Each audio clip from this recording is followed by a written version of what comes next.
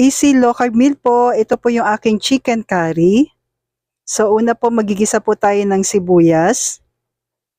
Pero maliit lang po na sibuyas ang nilalagay ko po dito. Sa coconut oil igigisa lang po natin. At maliit lang din po na luya. So depende po kung pwede sa inyo or hindi. Pag hindi pwede po, it's okay. Yan. Pero sa akin po ay konti lang po nilagay ko, then bawang. Tapos nilagay ko na po yung aking chicken. So chicken leg po yung aking lulutuin dito na part. Then sasangkutsa lang po natin, lagyan natin ng paminta. So iba-iba kasi po tayo ka-low carbs. Iba-iba yung goal natin. Kahit po lahat tayo ay naglo-low carb, depende po kasi kung ilan ang net carbs allowance nyo po.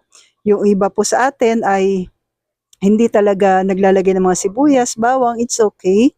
Pero ako po ay paminsan-minsan naglalagay po, pero paminsan-minsan naglalaga lang din ako. So depende po yan kung ano po yung carbs na allowance nyo po. Then lagay na natin yung pangalawang gata ng nyog. Ito po yung aking natural po na source ng fat ko po. Yan, healthy fat, syempre po matured coconut yung gamit natin dito. So after malagyan ko ng konting curry powder, pakukuluan lang natin hanggang sa maluto po yung manok. Then kapag malambot na po siya at okay na, tsaka ko po nilalagay yung unang gata ng nyog. Yan po. So kasi may mga oxalate sensitive po sa atin, hindi rin pwede po yung coconut. Basta any plants, kapag ikaw ay oxalate sensitive, hindi talaga pwede po. So more on meat kayo, egg, yan. So sa akin, dahil ako po ay sa akin ay pwede, yan. So pakukuluan lang natin hanggang magmantika yung unang gata. O, di ba ang sarap nito?